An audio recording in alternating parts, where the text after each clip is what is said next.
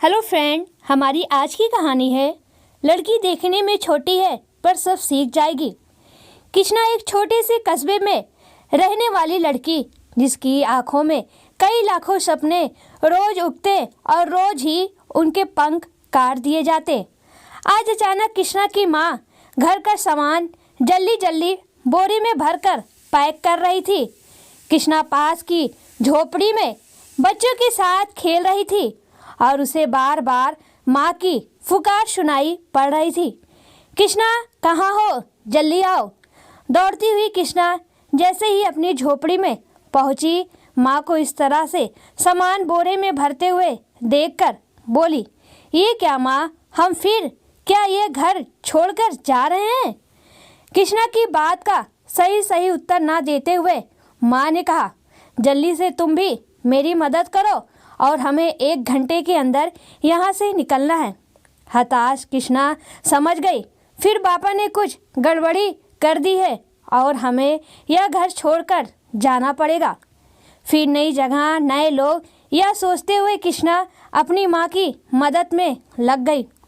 कुछ ही मिनट बाद दोनों एक टेम्पो में बैठकर शहर की तरफ निकल पड़े। रास्ते में कृष्णा ने माँ से पूछा, माँ, और बच्चों की तरह हमारा एक स्थायी घर क्यों नहीं है? उसकी माँ ने अपनी बेटी की सर पर हाथ फेरते हुए कहा, बेटा, मैं, तुम्हारे बाबा, यहाँ तक कि हम सब फुटपाथ पर ही पैदा हुए और फुटपाथ पर ही मर जाएंगे। हम लोग इतने किस्मत वाले नहीं हैं कि हमारा कोई अपना एक घर हो। कुछ घंटों बाद शहर की सीमा के पास टेम्पो वालों ने दोनों को उतार दिया, जहां पहले से कृष्णा के पिताजी खड़े थे। कृष्णा को प्यार करते हुए वह बोले, कृष्णा, मैं तुम्हें एक बड़ी सी खोटी में छोड़कर आ रहा हूं, क्योंकि उस खोटी की मालकिन को 24 घंटे के लिए एक 13 से 15 साल की लड़की की ज़रूरत है। वह हमें अच्छा पैसा भी देंगी, तुम्हें अच्छे कपड़े के साथ भरपेट खाने पीने को भी मिलेगा। पर बाबा, मैं तो आप लोगों के साथ रहूँगी ना। बड़ी मासूमियत से कृष्णा अपने पिताजी की तरफ देखने लगी। बेबस माँ बाप दोनों एक दूसरे को देखते हुए बोले, बेटा, तुम्हारी नौकरी के चक्कर में ही हम अपनी पहली जगह छोड़कर आए हैं। जैसे ही हम दोनों में से किसी को अच्छा काम मिल जाएगा, हम तुम्हें कोठी से ले आएंगे। चलो, देर मत करो, मैं तुम्हें वहाँ छोड़ देता हूँ, फिर हम दोनों अपने लिए कोई ठिकाना ढूंढें।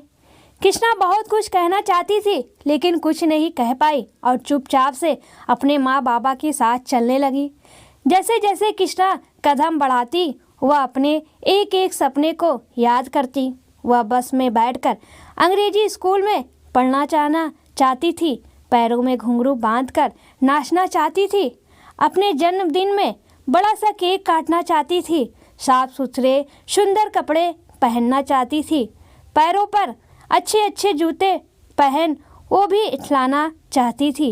एक आम लड़की की तरह वह अपने जीवन जीना चाहती थी, लेकिन गरीबी के कारण यह आधारभूत इच्छाएं भी उसके लिए सपने जैसी थी। यह सब सोचते सोचते वह कब उस खोटी के दरवाजे पर पहुंच गए, जहां उसके पिताजी उसे छोड़कर कुछ देर में चले जाएंगे, उसे पता नहीं था। दरवाजे से एक गोरी सुंदर सी अच्छे कपड़े पहने हुए एक महिला निकली। उसे देखकर कृष्णा को ऐसा लगा मानो कोई परी आकर खड़ी हो गई हो। कृष्णा को देखते हुए उस महिला ने कहा, बाबू राम, यह है तुम्हारी लड़की? हाँ जी मलकिन, यही है मेरी लड़की, आज से यह आपकी हुई। कृष्णा के पिताजी ने कहा, यह सारा काम कर लेगी? यह तो मुझे बहुत छोटी लग रही है, उस महिला ने कहा।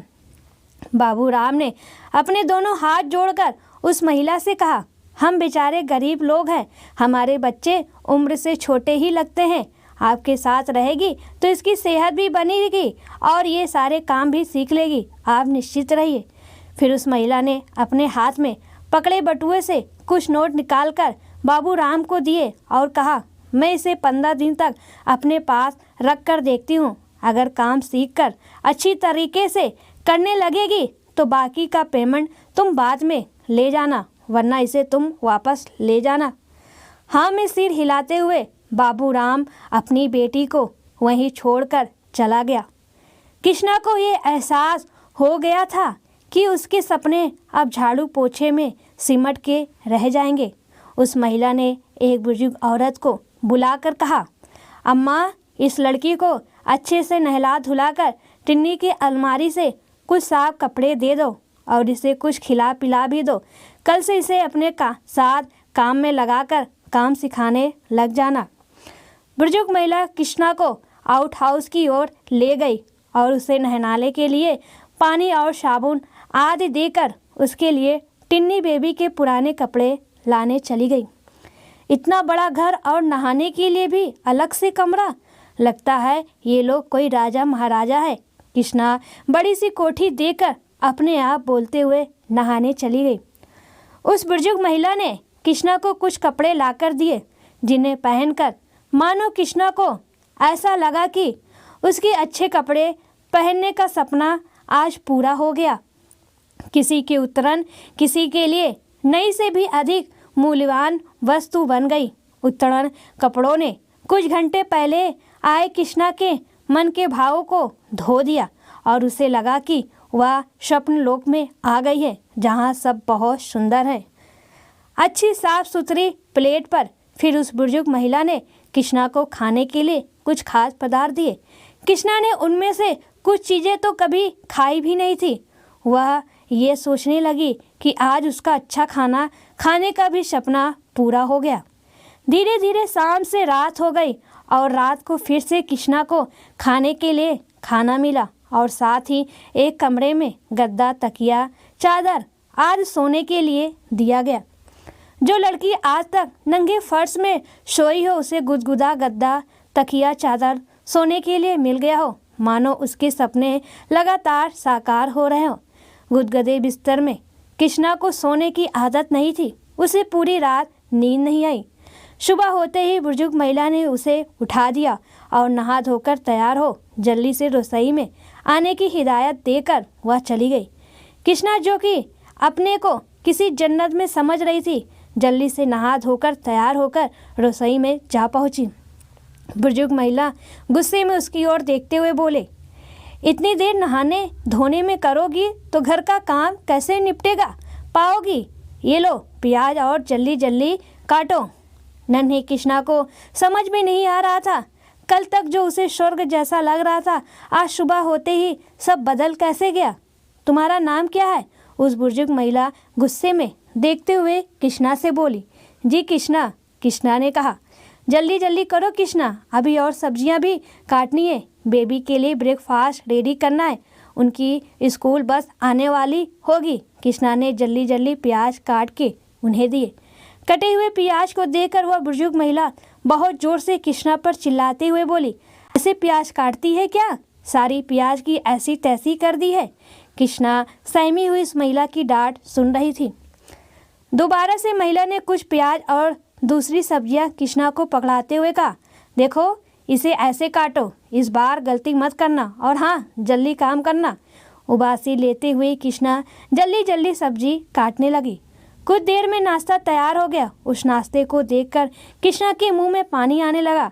सुबह से उसने कुछ नहीं खाया था और रात में भी वह ढंग से सोई नहीं पाई थी, इसलिए उसे नींद भी नहीं आ रही थी और भूख भी लग रही थी। कुछ देर में डाइनिंग टेबल लगा दिया गया। सब घर के लोग नाश्ता करने लगे। कृष्णा की उम्र की लड़की, जिसका नाम टिन्नी था, उसे यूनिफॉर्म में देखकर कृष्णा की आंखें चमक उठी। वह उसे मुड़ मुड़ कर पीछे देखते हुए आगे चल रही थी कि अचानक वह घर की मालकिन से टकरा गई। मालकिन ने उसे सही से चलने की हिदायत देकर अपनी बेटी को जल्दी से ब्रेकफास्ट कर स्कूल बस पकड़ने के लिए कहा। किचन में ढेर सारे गंदे बर्तन की ओर इशारा करते हुए बुजुर्ग महिला ने कृष्णा को जल्दी जल्दी बर्तन धोने के लिए कहा।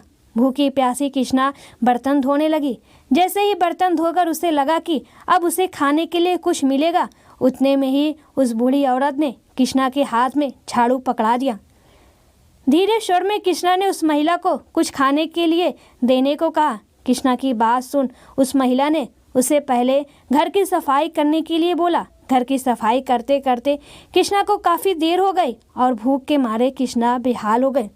अंत में जाकर कृष्णा को रात का बचा खाना खाने को दिया गया। भूखी कृष्णा ने जल्दी जल्दी वो खाना खा लिया और वह दरवाजे पर टेक लगाकर बैठ गई और उसे कब नींद आ गई उसे पता नहीं चला। सपने में अच्छे कपड़े पहने हुए बारिश में भीग रही वह दोनों हाथों में उसके ढेर सारी चॉकलेट्स और टॉफ़ी पकड़े हुए बहुत खुश नजर आ रही है। अचानक किसी की डांट की आवाज़ कृष्णा के कानों पर पड़ी और वह हड़बड़ा के उठ गई। नींद पूरी हो गई हो तो दोपहर के खाने की तैयारी करें मैडम, वह बुजुर्ग महिला कृष्णा से बोली। अपनी आंखें पोंछते हुए कृष्णा जल्दी से उस महिला के साथ रसोई में दोपहर के खाने की तैयारी करने लगी। जैसे जैसे वह बुजुर्ग महिला कृष्णा को बोलती जाती कृष्णा वैसे ही काम करती जाती। खाना बनाते बनाते दोपहर हो गई और सबको खाना खिलाकर फिर बर्तन साफ कर कृष्णा को भी खाना दिया गया और थोड़ी देर आराम करने के लिए उसे कमरे में भेज दिया गया। कृष्णा को अब गुदगुदा गद्दा भी कांटों के समान लग रहा था। कल तक जो घर उसे महल जैसा प्रतीत हो रहा था, आज उसे उस महल से भागकर वापस अपनी झोपड़ी में जाने का मन कर रहा था।